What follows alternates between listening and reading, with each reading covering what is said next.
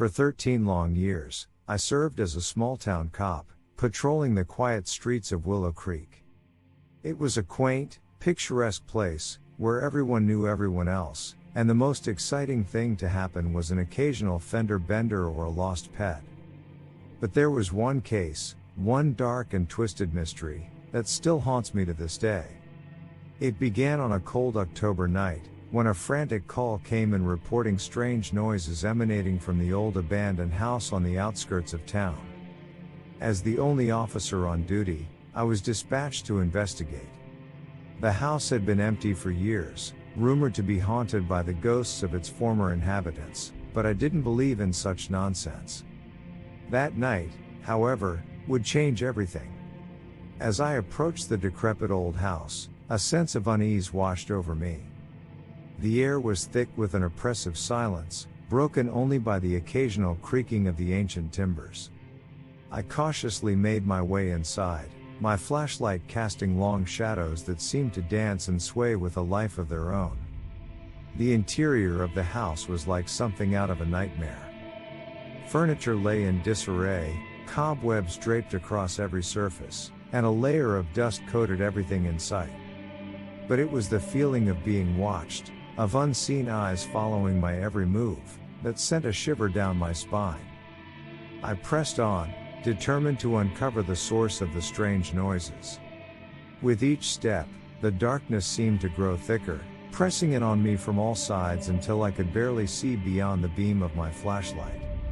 And then, suddenly, I heard it, the sound of footsteps echoing through the empty halls.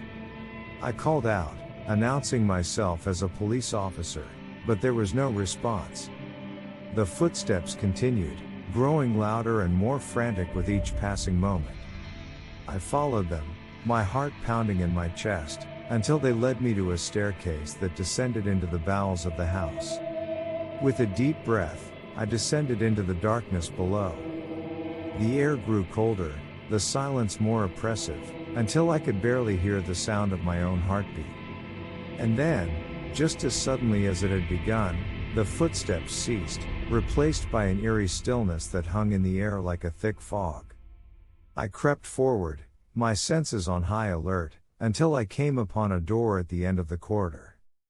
With a trembling hand, I pushed it open, revealing a sight that would haunt me for the rest of my days. The room beyond was bathed in a sickly green light, casting long, twisted shadows that danced across the walls. In the center of the room stood a figure, its back turned to me, its form shrouded in darkness. I called out, demanding to know who it was, but the figure remained silent. And then, with a suddenness that took my breath away, it turned to face me. Its eyes were empty voids, devoid of life or warmth, and its mouth twisted into a grotesque grin that sent a chill down my spine. Without a word, it reached out a hand towards me, beckoning me closer. I stumbled back in horror, my mind reeling with disbelief. This couldn't be happening, it had to be some kind of trick of the light. But deep down, I knew the truth, I was face to face with something beyond my comprehension, something that should not exist in this world.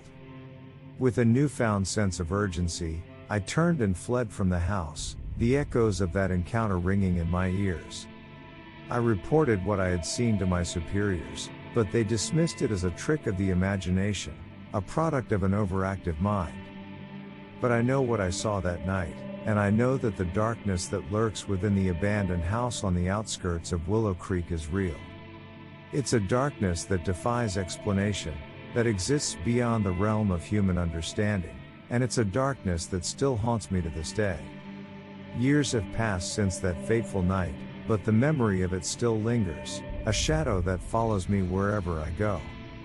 I've tried to forget, to move on with my life, but the nightmares always return, a cruel reminder of the horrors I witnessed in that house. I've tried to warn others, to tell them of the darkness that lurks within Willow Creek, but no one believes me. They dismiss me as a madman, a fool who has been driven to madness by a figment of my own imagination. But I know the truth, and I will never stop searching for answers, for closure, for the truth behind the horrors that still haunt me to this day.